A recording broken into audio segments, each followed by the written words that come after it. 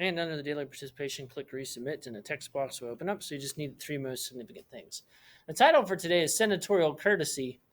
And I made the courtesy lowercase because it's actually a specific thing. But for the context of this mini lesson here, we'll talk about really, I guess it should be capitalized because we're going to talk about how in the Senate there's particular procedures and functions and responsibilities that give them a lot more power. And in comparison to the House, it is a lot more courteous and respectable, mostly because there are less members in particular. So, first of all, I just want to talk about the limited amount of rules that the Senate has. The Senate itself, because it only has 100 members, doesn't need as many regulations in order to keep it functioning properly. And so, if you compare the rule books of the Senate and the House, the Senate rule book is only about 90 to 100 pages long, but the House rule book is over 1,000 pages long. So, obviously, not as much needs to happen in terms of regulation.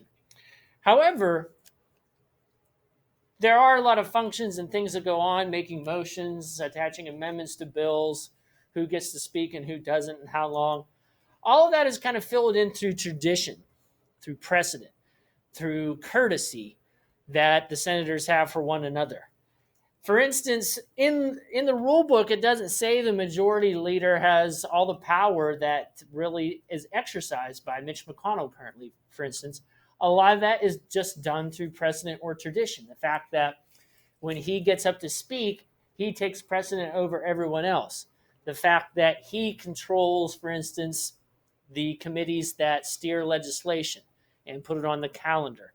And so, really, when Mitch McConnell said earlier this year about some of the House bills that the Democrats were pumping out, he basically said, well, I have control over the legislation and we're not going to take a vote on that. So a lot of people said, does he really have that power? Technically, no, but procedurally and in reference to tradition, yes, he does.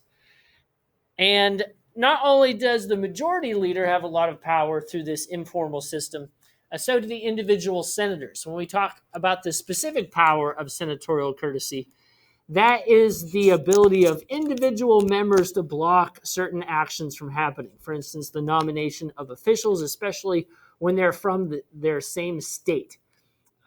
Supposedly, if someone is nominated, for instance, to the federal bench for a district court judge position, and they're from the state of Maryland, supposedly the senators from Maryland might know a lot about that individual. And if there are some question marks about their professionalism or expertise or their background, then those are the senators that would be able to do something about it. So they will briefly block, for instance, that district judge's nomination process until they can get some questions answered by the individual, usually through interviews and things like that.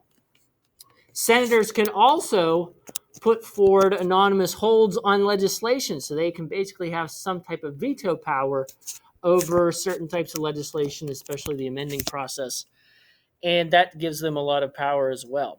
Some of this is going away, though. For instance, for federal judges, there used to be the process of using what were called blue slips, where you would write some of these concerns down and pass it along to the leadership to block a nomination, but those have been ignored in the last year or two in order to speed up the process of approving federal judges. So there is some proof that some of the procedures that were informal are eroding, particularly because of something we alluded to in the bell ringer there, the partisanship that takes place in both the Senate and the House.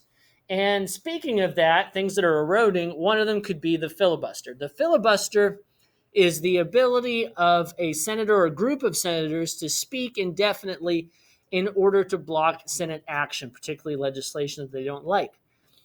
And so a senator could stand up, for instance, and as long as they're talking, they can block legislation from proceeding.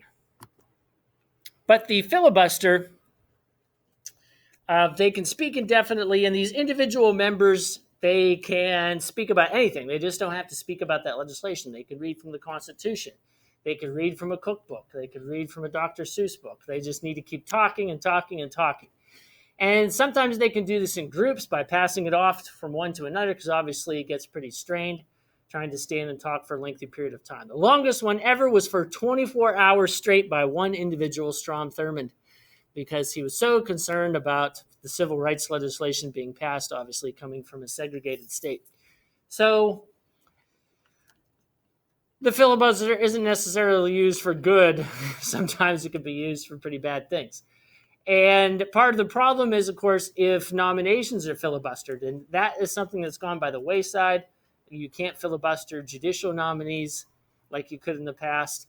And some people feel that if the Democrats take control of the Senate, then they will probably get rid of the filibuster altogether. So that way they can push through legislation that they think is appropriate, because they don't want to win 51 or 54 seats and then have the Republicans block everything in the future.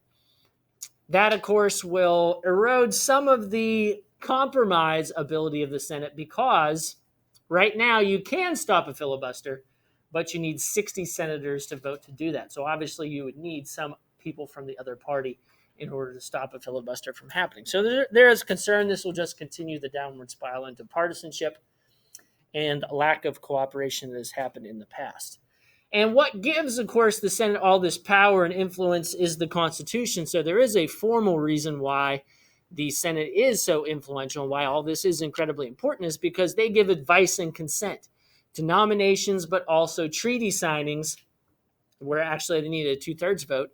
And then, of course, they also are the ones that consent to the impeachment process and actually hold a trial and convict someone. So all of these constitutional powers, in a combination with all these informal procedures that take place, give individual senators an incredible amount of power, especially in the leadership position. Some people in the House resent that. For instance, right now, the Democrats obviously resent it because the Senate, which is controlled by Republicans, blocks everything that they're doing. But it's also the same way when it's in the reverse. If the Republicans control the House and the Democrats control the Senate, which has happened within the last 15 years, you hear the same type of complaints from Republicans in that particular situation. So House and Senate don't always get along because of this, because of the power that senators have, and because they can block things.